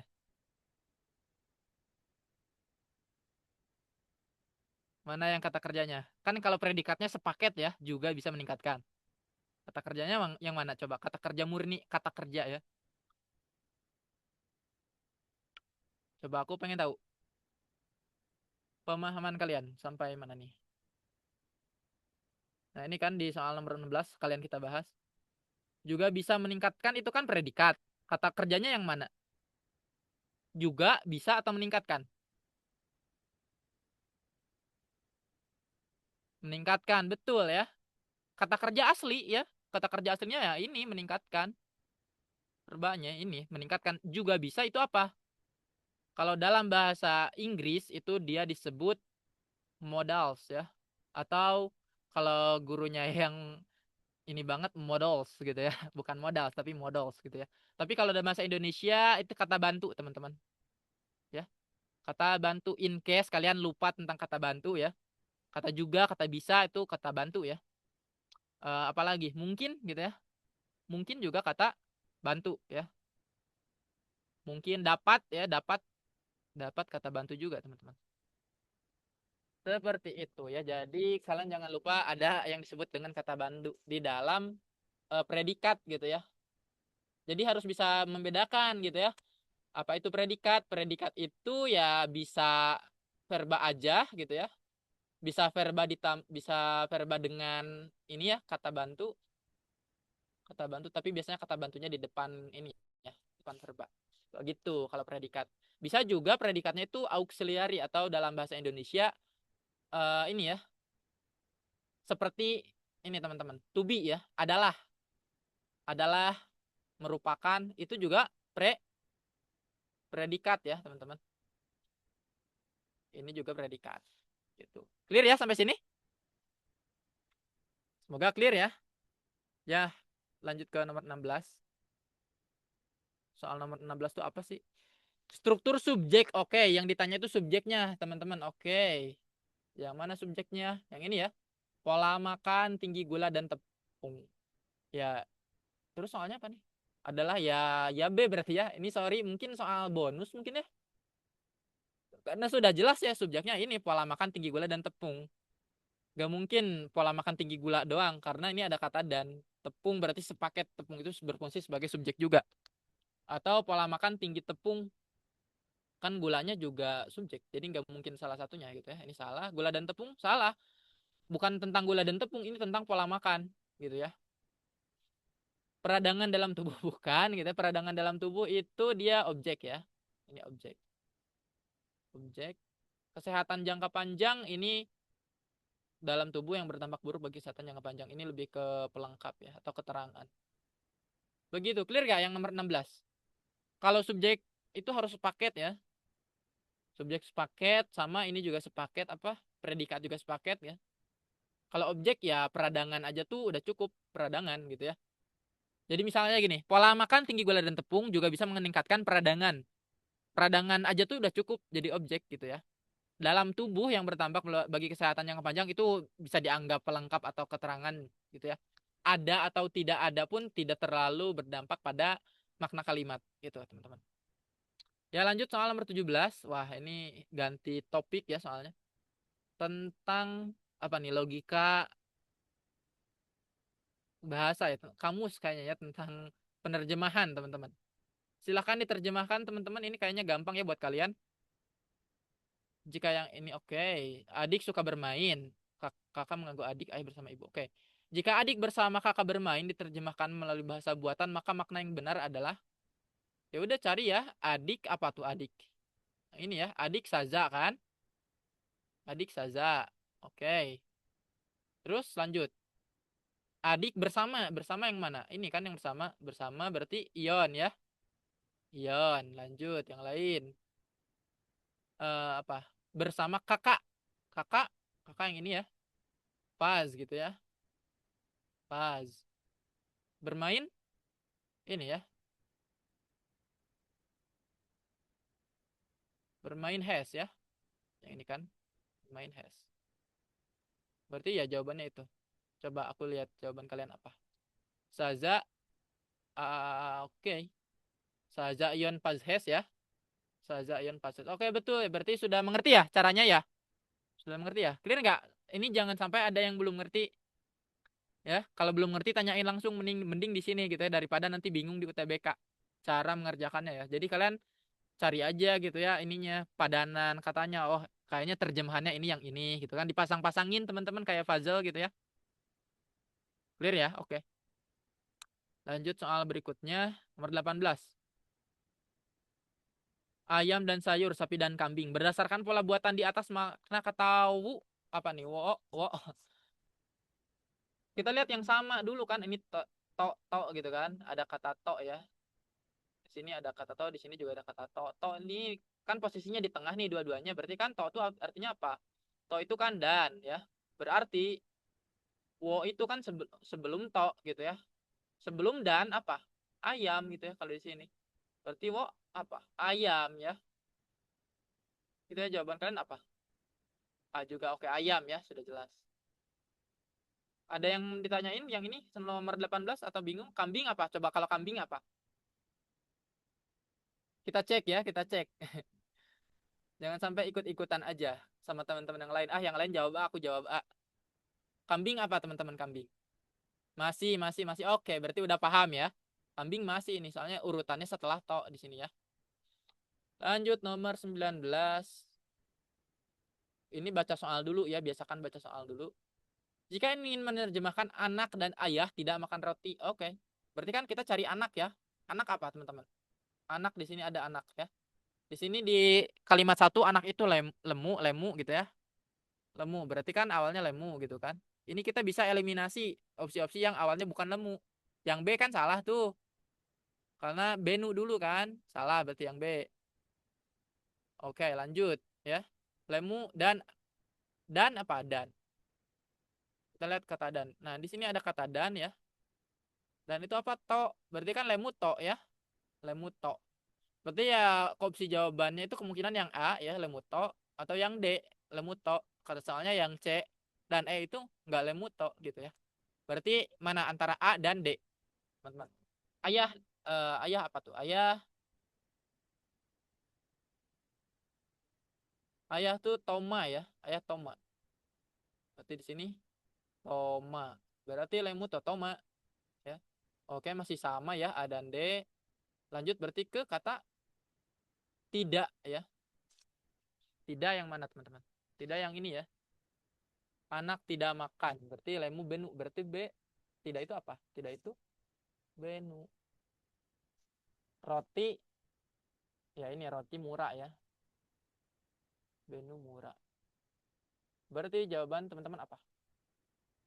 Jawabannya yang A. Wah, dari tadi A terus ya jawabannya ya. Oke, betul ya. Sampai sini paham ya. Jawabannya yang A. Gitu. Jadi kita cocok-cocokan gitu ya. Sesuai urutan teman-teman kalau soal-soal semacam ini. Tapi kalau dibalik juga sangat mungkin teman-teman. Kalian lihat polanya aja nanti di soalnya ya. Nomor 20, oke. Nomor 20 juga masih soal yang sejenis ya. Jika ingin menerjemahkan burung dan kucing tidak melompat jauh. Burung dan kucing berarti harus diawali dengan kata siko ya. Karena apa? Burung, siko. Sini burung, siko gitu ya. Si siko dulu gitu kan. Burung dan gitu ya. Kita lihat di sini kan. Yang di nomor 4 ada to. To itu dan. Berarti siko to gitu ya. Kucing, pina ya. Pina. Psikotopina. Berarti kita cari di opsi harus psikotopina awalnya gitu ya. Psikotopina cuma ada dua ya. Antara A atau D. Mana menurut teman-teman? Benulera atau lera benu gitu ya. Ya lanjut ya. Melompat. Melompat apa? Ini kita lihat ya. Melompat. Melompat itu lera dulu ya. Lera. Tinggi.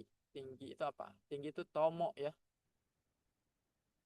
Psikotopina lera tomo. Jadi jawabannya. Oh aku ya.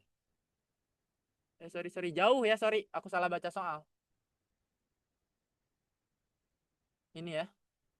Lera tinggi yang ini ya. Jauh. Sorry. Woku ya. Jadi jawabannya yang A. Oh ya, oke, betul ya teman-teman. Sip, sampai sini ada yang mau ditanyain? Sejauh ini 20 soal atau ada yang mungkin Kak soal PPU tapi topik lain gitu ya mau ditanyain juga boleh. Kalau enggak ya tidak masalah ya. Kita ke aman Kak. Coba aku cari soalnya tumben belum ada yang mengirim link kuis ya. Sebentar teman-teman ya. Aku cek dulu. Biasanya ada kuis.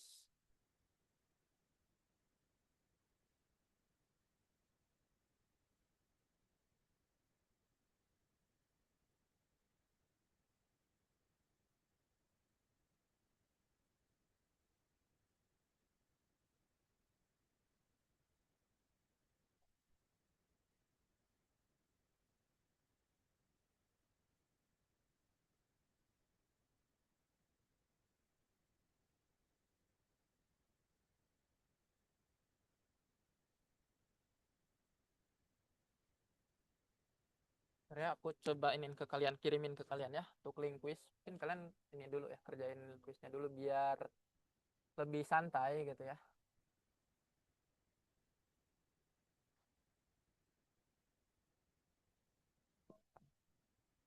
TPS phone.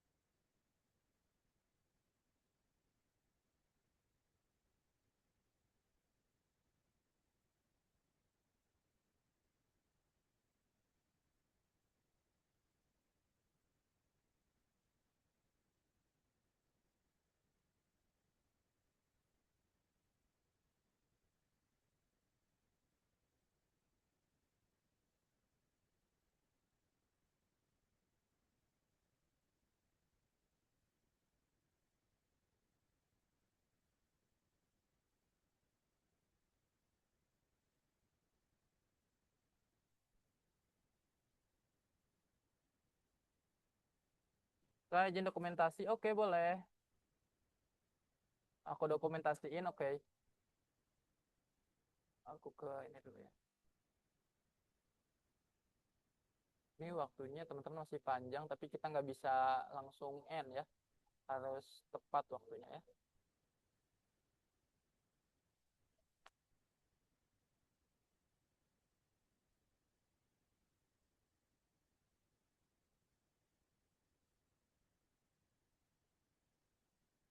Itu ya teman-teman link quiznya udah bisa dikirim, bisa dicek nggak? Kalau nggak aku kirim ulang. Kerjakan aja ya mungkin sampai 14.30-an ya. Nanti kita ngobrol dulu mungkin ya. Bahas-bahas kuliah mungkin ya. Sampai jam 3-an. Dan dokumentasi ya seperti kata Nisa. Sekarang isi form aja dulu ya. Kalau udah bilang selesai aja.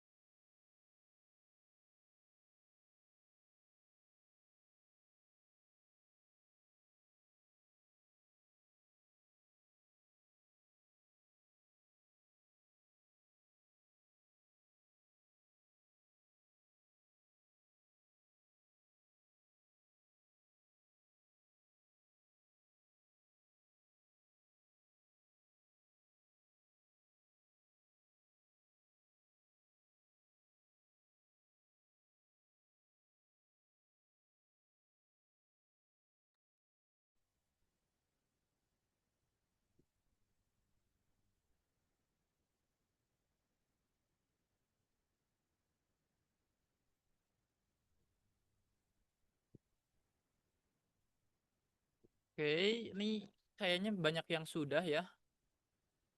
Tapi yang konfirmasi baru sebagian. Tapi oke, mungkin kita ini aja ya. Kita dokumentasi dulu ya. Aku kirim ke Zoom aja ya berarti nanti. Boleh dibuka, dinyalain kameranya teman-teman. Kalau ada pause juga boleh silahkan berpause. Aku kasih aba-aba ya.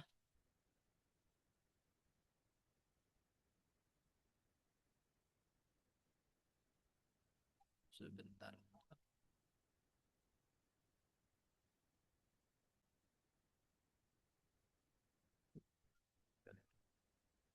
Nah,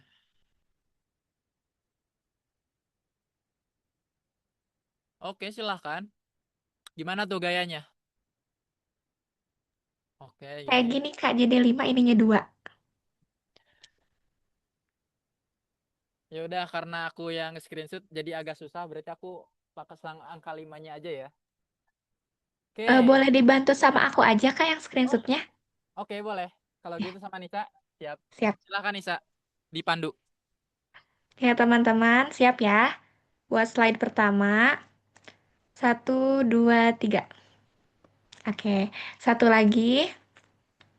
Satu, dua, tiga. Oke, sudah Kak.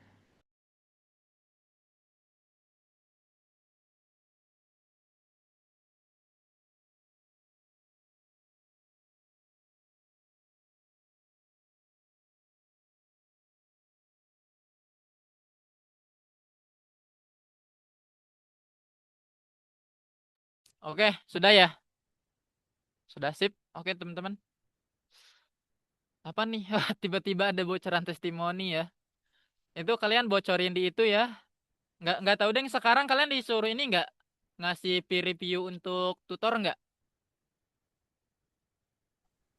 Apa enggak? Iya Kak, tadi waktu di kuis ada disuruh ngisi. Ya isi feedback gitu ya biasanya.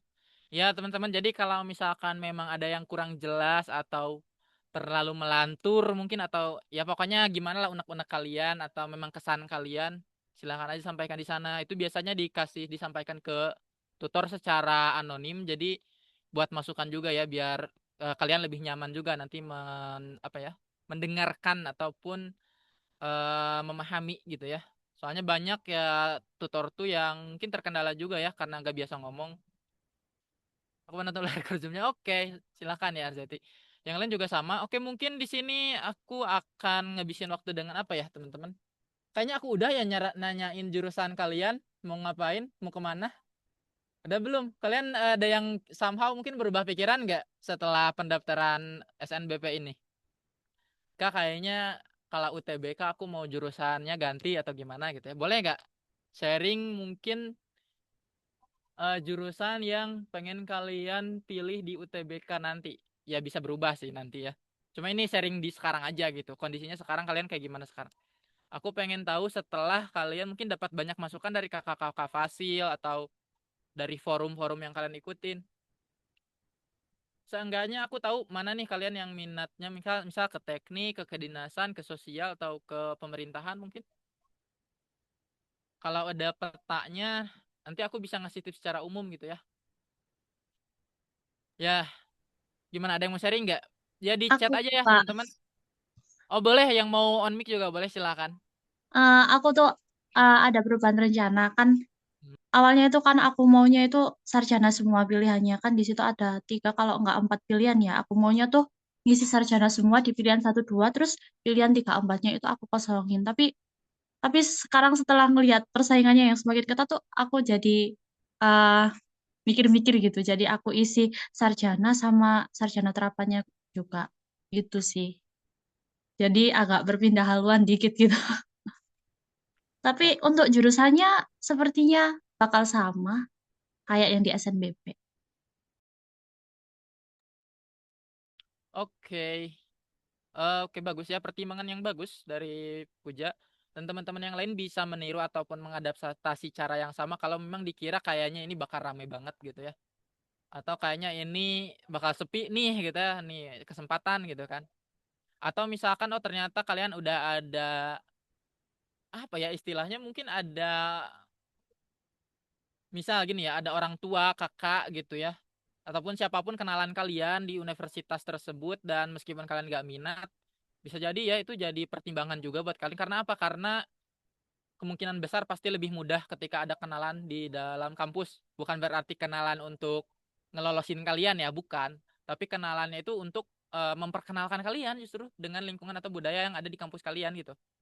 Biasanya itu jadi lebih enak. Misalkan karena udah ada kenalan di kampus yang kalian tuju, bisa jadi biaya kos lebih murah, atau bisa jadi ada info beasiswa yang tersembunyi ataupun yang mungkin gak banyak orang tahu gitu, contohnya teman-teman. Kalau Zulfa apa nih? Aku berubah, insya Allah kayaknya mau ke Poltekkes, tapi Poltekkes gak ada daftar perintis, tapi gak apa-apa lah dapet ilmunya. Oke, gak masalah.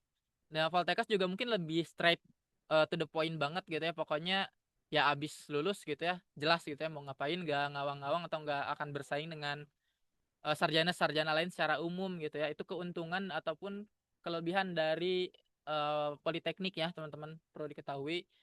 Karena beberapa tempat atau beberapa lembaga itu mereka eksklusif teman-teman, misalnya kementerian biasanya yang ngambilnya dari sekolah kedinasan misalnya seperti itu, atau tadi kayak lembaga kesehatan atau kebidanan kan dari Poltekkes atau apa. Jadi memang tergantung nanti kebutuhan kalian sih kalau dari aku ya teman-teman. Jadi di sini aku pernah sharing nggak ya tentang tips ngasih tips milih jurusan apa belum? Soalnya kan kita pernah kelas 25 waktu itu. Belum atau pernah kelas ingatku. Oke. Yang lain? Dan lolos, amin. Ya pokoknya kalau bisa di SNBP atau di jalur yang nggak perlu tes ya semoga aja ya teman-teman, jalurnya jalur yang ini ya nggak perlu tes gitu ya, jalur prestasi atau undangan gitulah. Karena kalau jalurnya jalur tes ya kalian masih ada kemungkinan nggak lolos gitu ya. Tapi kalau jalurnya ini eh semoga aja gitu ya. Doa terbaik, amin teman-teman ya. Apalagi ini bulan Ramadan kan ya. Siapa tahu doanya jadi lebih makbul gitu ya. Oh ya teman-teman, mungkin kalau udah ngerasa udah pernah sharing, mungkin aku mau sharing pas ininya deh, pas kuliahnya deh. Apa yang perlu diperhatiin biasanya biaya tugas teman-teman? Kalian pernah pernah dengar gak sharing-sharing yang ngebahas biaya tugas? Kakak tingkat gitu atau alumni atau fasil? Biaya tugas itu jangan disepelein loh. Itu biasanya tergantung ya, beda jurusan beda biaya teman-teman. Dan kalau kitanya kurang suka bersosial, biasanya jadi minder sendiri. Misal gitu ya, kalian masuk ke jurusan statistika, mau nggak mau harus punya laptop. Kalau nggak punya laptop, kalian ketinggalan di kelas praktikum misalkan. Karena nggak semua kampus atau nggak semua jurusan itu punya lab komputer, atau kalaupun ada lab komputer biasanya nggak boleh dipakai. Contoh UPI, waktu itu lab komputernya ada pemeliharaan sepanjang tahun. Jadi kita nggak bisa tuh akses komputer secara gratis. Padahal itu hak kita kan, tapi kan karena ada kondisi tertentu ya kita jadi harus punya laptop sendiri. Contoh seperti itu, mau nggak mau kan kita harus ada laptop. Terus contoh lain anak-anak teknik ya, anak-anak teknik di sini siapa yang ingin masuk ke teknik biasanya harus beli alat sendiri ya kalau kampusnya gak nyediain. Tapi kalau institut atau politeknik biasanya di ini ya disediakan atau difasilitasi, karena kan mereka memang fokus ke teknik gitu ya. Jadi kalian harus cari tahu juga jurusan teknik tersebut labnya itu lengkap gak? Apa kita perlu beli alat sendiri? Karena alat sendiri itu mahal. Biasanya cukup ya pricey ya teman-teman. ah itu biaya tugas. Atau misalkan anak perfilman, anak budaya biasanya butuh kamera, butuh kostum. Anak seni ya, apalagi anak seni itu butuh banget kostum. Dan itu biasanya banyak yang kita harus beli sendiri. Anak musik juga sama, olahraga tuh. Olahraga itu sebenarnya disediakan fasilitasnya oleh kampus masing-masing ya. Biasanya tuh ada gimnasium atau ada fasilitas olahraga lengkap banget. Tapi kalau jurusannya kalian jurusan olahraga biasanya ada atribut, suplemen ataupun seragam tertentu yang harus kalian beli. Contohnya seperti itu, teman-teman. Kalau materi kuliah nih, nah materi kuliah kalian jangan anggap akan sama seperti di SMA ya. Satu Indonesia seragam ya, kecuali yang swasta. Nah, biasanya materi kuliah itu tergantung kampus, teman-teman, beda-beda loh. Beda-beda, yang sama itu mungkin di tahun pertamanya aja gitu ya. Tahun pertama itu biasanya pasti ada olahraga, seni, sama Pancasila biasanya. Sama agama deh gitu ya, sama agama. Itu 4 pasti ada gitu kan. Tapi sisanya itu beda-beda. Bahkan di satu jurusan pun itu biasanya tiap kampus beda-beda mata kuliahnya, teman-teman. Iya, bisa cari ke cutting ya, yang paling murah dan paling cepat itu aksesnya ke cutting. Jadi kalian harus SKSD ke cutting. sesaat setelah kalian masuk itu wajib banget kalian, misalkan kan suka ada tuh orientasi sama cutting pas daftar ulang. Daftar ulang ke kampus pasti dicari sama cutting masing-masing. Anak teknik ini mana ya, atau anak ilmu sosial misalkan yang mana ya, anak politik yang mana ya, biasanya dicariin sama cutting setelah daftar ulang. Nah, itu kalian manfaatin, minta kontak mereka. Dan bukan cuma buat apa ya, istilahnya bukan cuma buat aduh biar ada teman di kampus, bukan, tapi buat ini nanya-nanya atau nyari-nyari research untuk kuliah, teman-teman. Biasanya buku kuliah, lembar tugas atau worksheet itu biasanya ada di cutting. Kalau misalkan nanti kalian nanti dapat dosen yang sama dengan cuttingnya, itu akan membantu banget. Atau misalkan kunci jawaban, teman-teman, biasanya ada ujian yang diulang bertahun-tahun. Biasanya di cutting sudah ada, karena cutting kan sudah menjawab soal-soal tahun sebelumnya. Jadi nanti kalian bisa pelajari, oh cara menjawab yang diinginkan dosen itu seperti ini yang benar atau yang diakui oleh dosen gitu. Biasanya ada beberapa dosen yang kaku ya, yang metodologi penjawaban soal itu harus mengikuti cara beliau gitu ya. Gak boleh dengan cara yang lain gitu ya. Nah itu bisa ke cutting, jadi sangat helpful ya teman-teman cutting itu. Kecuali untuk organisasi ya, organisasi ini hati-hati, kalian harus pertimbangkan dengan cermat, kalian mau ngapain gitu ya di organisasi itu harus jelas, apakah ingin menunjang karir atau ingin hanya menambah pengalaman atau tambah skill, itu beda ya. Jadi teman-teman nanti harus cermat gitu ya, kalau ingin menunjang skill atau karir berarti kalian cari organisasinya di luar kampus, cari organisasinya itu ya bukan di luar kampus ya, di luar jurusan kalian. Karena kalau di dalam jurusan kalian biasanya kan cuma BEM gitu ya, atau ekskul-ekskul tertentu aja. Tapi kalau yang menunjang karir biasanya ada di luar, teman-teman. Ada komunitas profesional, misalkan pengen jadi HRD. Komunitas profesional HRD atau anak teknik industri ini misalkan ya. Ya udah kalian cari aja join gitu sama grup atau forum yang isinya itu ahli-ahli atau praktisi teknik industri gitu, teman-teman. Jadi jangan cuma apa ya, berkeliling atau bereksplorasi di dalam kampus kalian, tapi coba kalian keluar aja gitu ya, keluar juga. Kalian ikuti seminar-seminar. Nah, di seminar itu teman-teman jangan cuma hadir kayak gini, misalkan hadir ya. Hadir seminar, misalkan oh iya ada seminar tentang bioteknologi. Nah, setelah hadir itu kalian kenalan gitu ya sama peserta yang lain tuh, pasti kan ada ratusan peserta tuh. Ratusan peserta itu pasti ada yang jadi praktisi suatu saat, teman-teman, dan itu bisa jadi relasi ataupun network kalian gitu ya. Jadi silakan kalian kenalan atau saling follow. Kalau tutor-tutor di Perintis biasanya mereka meskipun kita lintas ilmu ya biasanya saling follow atau saling tektokan gitu ya. Jadi nanti ketika ada lowongan pekerjaan ya itu enak teman-teman gitu ya. Karena apa? Karena oh si kakak ini di kantornya butuh gitu ya, butuh ahli di bidang ini. Si kakak ini di tempat atau di perusahaannya butuh ahli di bidang ini. Jadi enak nyarinya mau kemana. Kalian jadi nggak terlalu apa ya, gak terlalu sendirian gitu teman. Jadi itu penting, relasi ya itu penting ya. Jadi tapi satu hal yang perlu diperhatikan juga, jangan semua orang kalian masukin sebagai relasi kalian. Karena apa? Karena banyak yang gak akan ada sangkut pautnya juga gitu ya ke depannya. Misal gitu ya, teman-teman kalian saat masa orientasi kan itu beda-beda jurusan tuh, masa orientasi beda gugus, beda jurusan. Nah itu nggak semuanya akan apa ya, akan ada sangkut pautnya dengan masa depan kalian atau dengan karir kalian. Jadi mungkin nggak perlu terlalu dekat juga, nggak masalah gitu ya.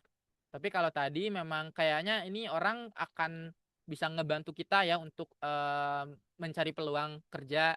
Nah itu cocok ya, silakan kalian selektif gitu ya. Jadi dalam memilih relasi itu jangan melihat banyak sedikitnya, tapi lihat apakah relasi ini bisa membantu kita, bisa menolong kita, dan apakah kita bisa ngasih timbal balik juga buat mereka. Nah itu yang perlu kita pakai sebagai kriteria, teman-teman. Kamu ini jadi anak kuliah yang sambil nyari-nyari magang atau kuliah sambil ikut organisasi. Tergantung mata kuliah ya. Ada kampus yang dia itu nggak bisa sama sekali nggak ngasih waktu kalian untuk magang atau organisasi, teman-teman. Contoh ITB. ITB misalkan anak arsitekturnya itu sangat-sangat sibuk di kampus sehingga mereka jarang ikut forum nasional mahasiswa arsitektur. Tapi bukan berarti mereka kudet atau kuper ya. Enggak, mereka tetap bergaul, tetap join sama forum mahasiswa arsitektur yang lain, tapi keterlibatannya cukup sedikit gitu ya. Tapi prestasinya ya mentereng ya jelas.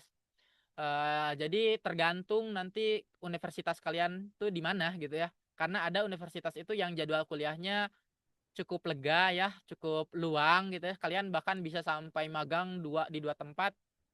ada juga yang tadi seperti ITB itu kalian boro-boro mau magang, boro-boro ikutan organisasi, kalian malah sibuk ini ya, sibuk ngurusin tugas kuliah gitu. Karena kuliah itu teman-teman memang satu hari bisa cuma cuma 2 jam, sehari cuma 2 jam, tapi tugasnya itu loh, PR-nya, PR-nya bisa 8 jam, bisa 1 minggu full itu PR belum selesai-selesai. Bukan berarti karena mahasiswa pada males, bukan.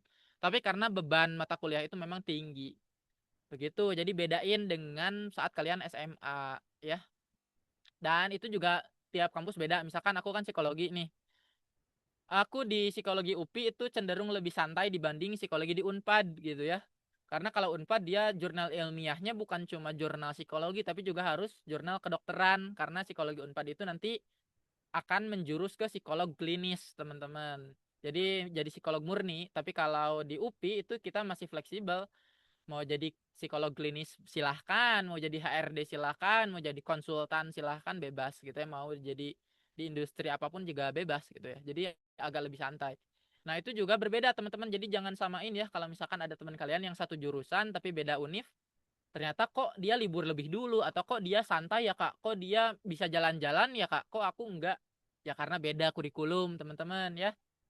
Begitu, aku PR sekolah aja nangis apalagi para anak ITB. Iya betul ya, anak ITB cukup akademisnya cukup kental ya teman-teman. Jadi untuk organisasi biasanya bahkan di Salman pun ya, Salman ITB diisinya kebanyakan dari luar ITB ya. Anak ITB-nya ada tapi nggak jadi mayoritas gitu karena anak ITB-nya itu lebih fokus ke akademik gitu karena dari tuntutan dosennya atau kurikulumnya memang didesain seperti itu. Jadi beda-beda tiap jurusan itu kalian bisa cek ya di situs universitas atau di website jurusan universitas masing-masing itu pasti ada daftar mata kuliah ya. Di sana itu kalian bisa ngebayangin oh kira-kira akan sesibuk apa gitu ya saat kalian kuliah nanti. Terus kira-kira biaya yang keluar akan berapa banyak gitu ya. Kalau ilmu sosial atau sosial humaniora biasanya relatif lebih murah ya dibanding anak teknik atau anak yang praktikal banget. Anak praktikal itu biasanya anak geografi gitu ya, anak ya teknik jelas, ilmu pangan praktikal ya. Terus anak fisika, kimia, biologi itu praktikal banget. Kalau anak MTK, laptop aja cukup biasanya. Kalau kedokteran apa kalau kedokteran udah jelas ya teman-teman, itu banyak banget yang harus kita beli. Terus buku-buku ya, buku-buku kalian jangan ini ya, jangan panik teman-teman kalau in case gitu ya di sini, mohon maaf gitu ada yang sama kayak aku gitu ya dari golongan menengah ke bawah. Jangan panik ketika dosen bilang harus punya buku dari ahli A dan harganya tuh jutaan rupiah. Karena dolar ya teman-teman. Karena biasanya buku sumber itu buku luar negeri dan itu dalam dolar. Dan itu cukup mahal kalau dirupiahkan. Itu kalian cari ke perpustakaan ya. Jangan panik, kalian cari ke perpustakaan kampus. Kalau nggak ada di perpustakaan kampus, perpustakaan daerah, teman-teman. Misalkan kalian kuliah di Jogja atau di Solo. Ya udah kalian cari perpustakaan daerah Solo di mana. Biasanya ada, kalau enggak ke toko buku ya, toko buku yang bukan ini ya, ke toko buku grosiran gitu loh yang bekas-bekas, penjual buku bekas biasanya ada buku-buku yang buku-buku tua atau buku-buku yang alumni itu udah nggak pakai gitu ya, jual gitu ya ke tukang toko buku. Itu ada yang lebih murah. Kesehatan kah darurat banget ya, iya kesehatan darurat banget. Terus nanti harus sertifikasi. Pokoknya kalau kalian kesehatan, farmasi ya, farmasi termasuk loh.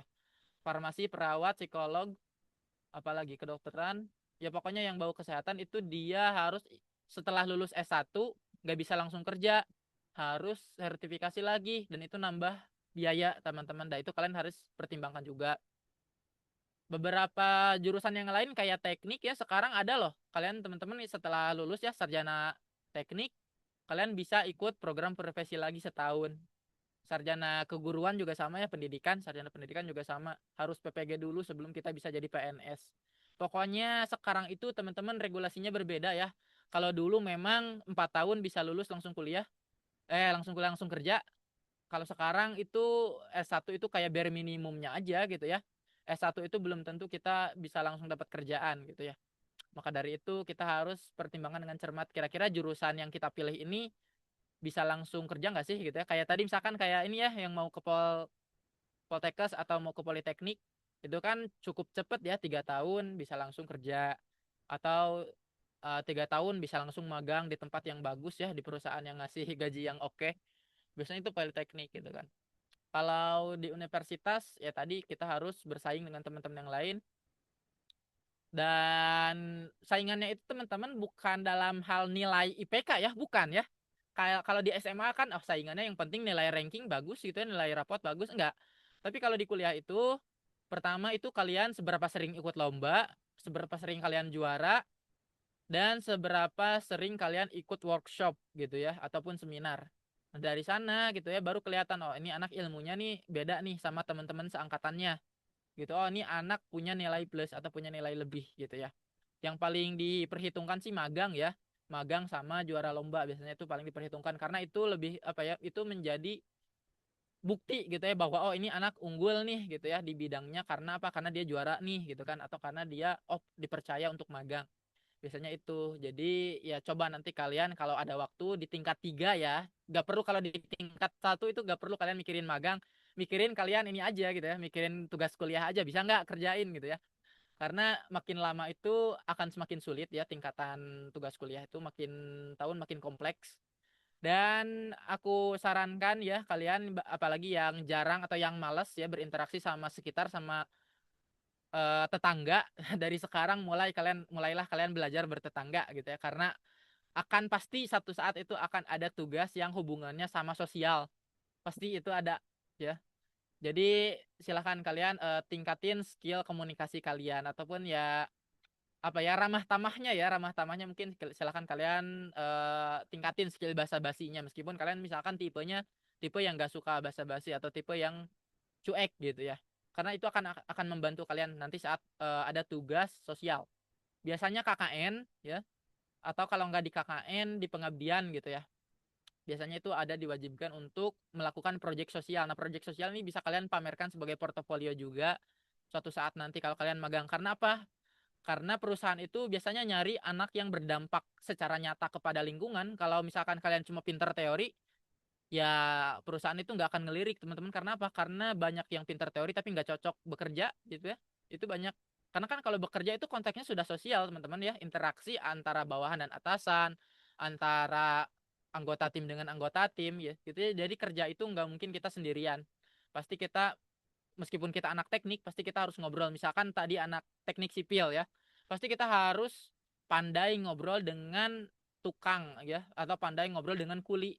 Kalau kita nggak, kalau kita egois, kita yang ngerasa paling pinter, ngerasa bahwa kuli itu lebih rendah derajatnya dari kita, biasanya kita akan sulit dalam karir teman-teman, sebagai ahli teknik sipil ya, atau sebagai mandor lah istilahnya.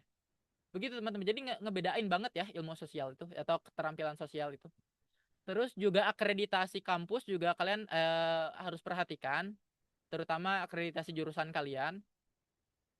Karena apa? Karena itu beberapa perusahaan mendiskriminasi atau mematok syarat gitu ya, bahwa akreditasi minimalnya itu misalnya B atau misalnya A. Jadi kalian harus perhatikan juga ya akreditasinya seperti apa.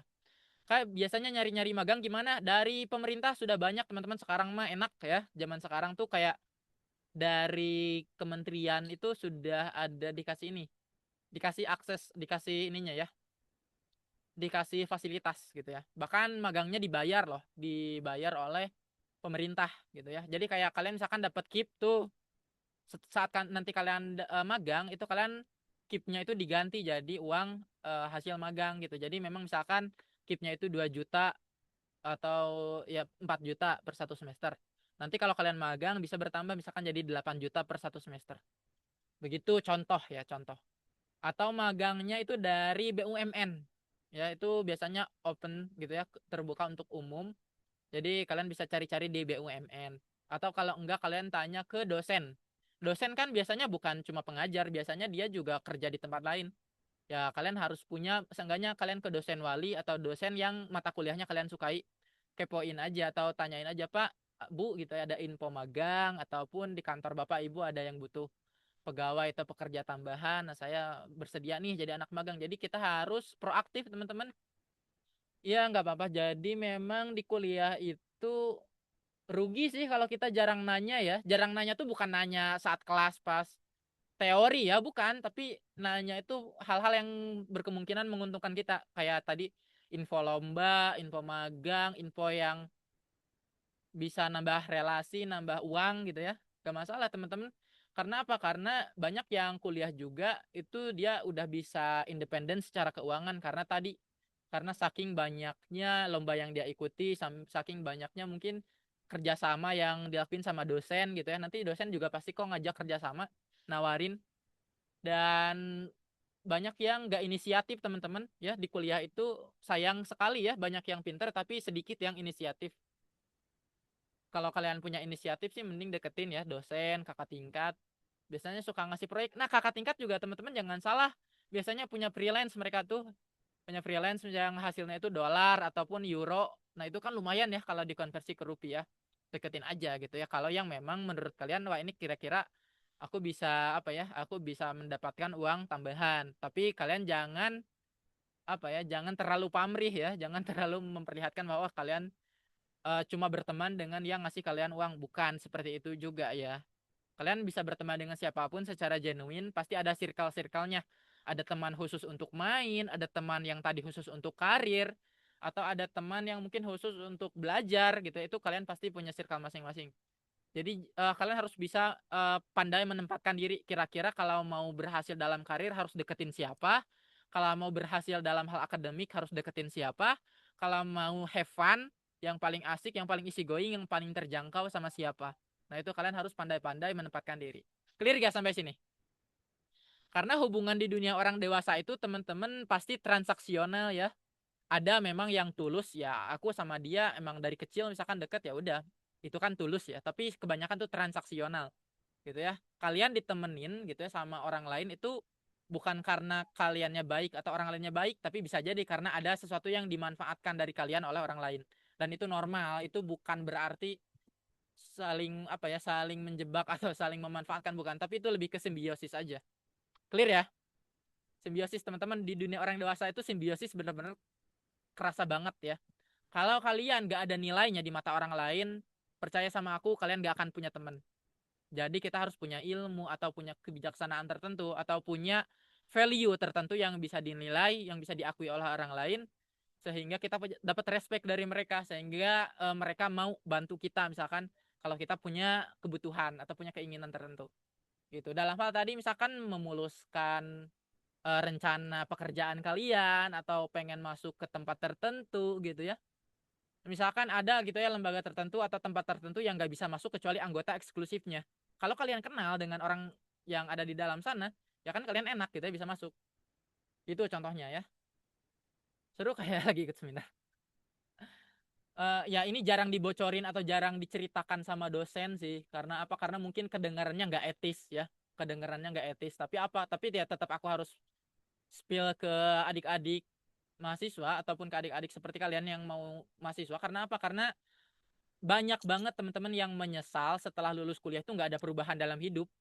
Karena apa? Karena tetap sendirian sepanjang 4 tahun sendirian. Ya IPK-nya bagus. Misalkan lulus 3 tahun setengah.